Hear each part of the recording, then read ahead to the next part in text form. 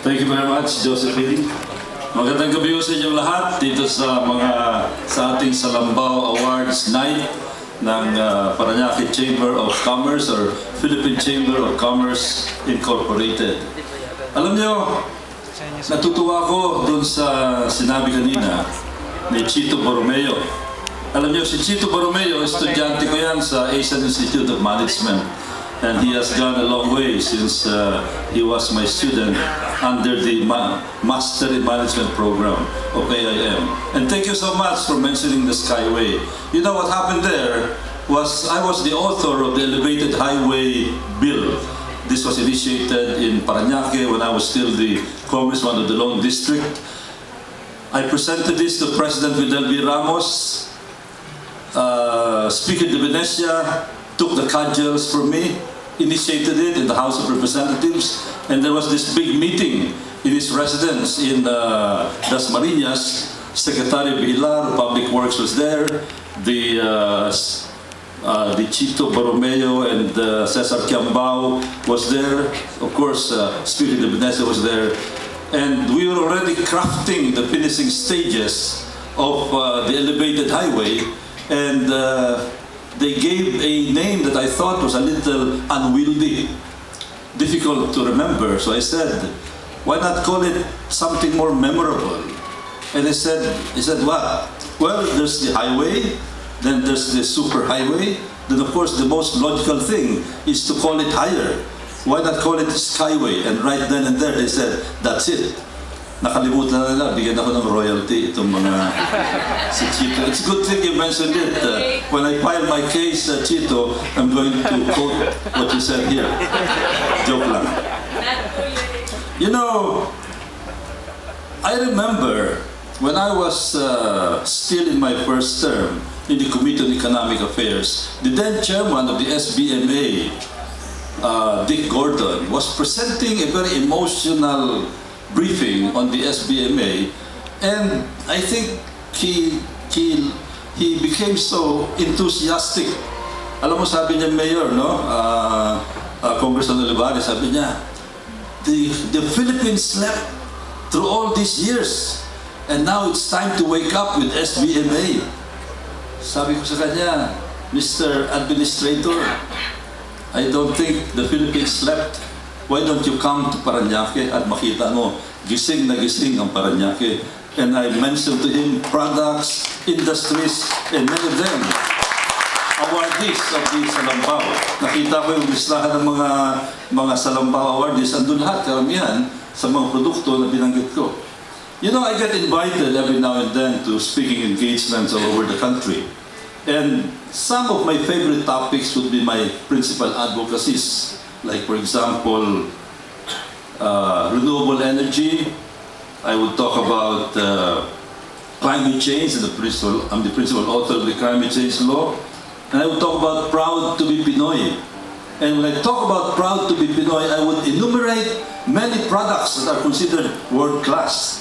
And believe me, some of these products are proudly made here in Paranaque. Yan ang parating pinagmamalaki ko sa buong Pilipinas. Kaya, congratulations sa iyo, Alex Flores, for this. You know, napakaganda.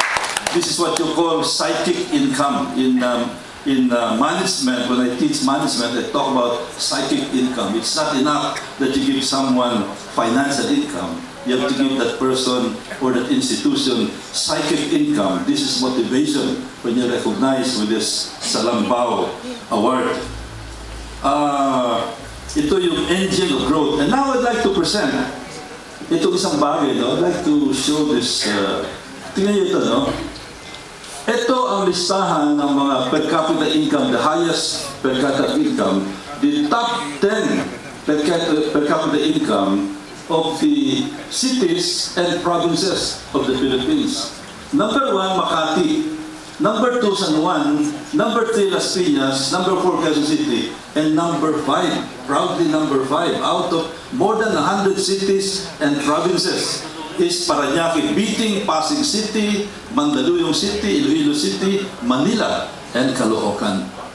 Ganyan katindi ang achievement ng Paranaque. Number 5 in the entire Philippines. And in fact, I keep on telling people that if only about 30% of the cities all over the country were like Paranaque, we would be a tiger economy. We would be like Korea, like Taiwan, like Singapore. Medyo nahuli lang iba. Kaya talagang magandang modelo itong ating lugar sa Paranaque. And mind you, the reason why Paranaque is #1 and getting higher is because of companies like you. Kayong mga nagpapakita ng gilas pagdating sa mga accomplishment na ito. Marami pa mga bagay na that we can look forward to. Kanina binanggit yung climate change. That's going to be a very challenging proposition, but we are adjusting. There are so many things that we should look forward to. For example, OFW, $21 billion of remittances every year. BPO, about $10 billion of income.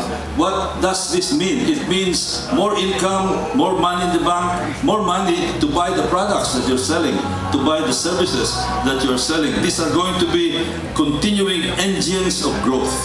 And there's another good news. Alam niyo, isa rin ako, meron pa isang bill, no, na napili na isang priority bill ng ating presidente. Ito po yung Maritime Zones Bill, defining our exclusive economic zone. Importante po ito sapagkat very soon, and this is a briefing given to us by the Department of Foreign Affairs just the other day, they're going to start a very serious exploration in the Reed Bank in order to add to our oil exploration through the Malampaya project. This will mean more oil income. Alam niyo, nakakaingit sapagkat yung Vietnam doon sa kabila ng South China Sea. I think a lot of you know that one of my favorite topics is the Spratlys, the South China Sea. The reason why we should fight for this is because of the vast oil income, the oil income potential that is available in that area. About 125 billion barrels of oil, translating to about roughly about $1.4 trillion. At least sa Vietnam, kumikita na silang $16 billion a year. And I think we have that potential. Kaya po, marami pong mga pagkakataon, and I think there's so many things that we have to look forward to. At ang kailangan lang natin ay yung spirit of entrepreneurship, the spirit of excellence shown by the Salambao awardees tonight. So on that note, I'd like to congratulate you. We are very proud of you. You are among the engine of growth, not only for the city of Paranaque, but also the engine of growth for the entire Philippines. And on a final note, pinipilit ko pong gayahin ang inyong achievement in my own modest way bilang mga examples of excellence and hard work. Gusto ko lang i-report na hanggang ngayon po, mula pa noong 1992, minsan hindi po nag-absent si Congressman Roilo Golez sa sesyon sa Kamara ng Representante. 100% perfect attendance po ang ating ito. Maraming salamat po. Magandang gabi sa inyo lahat.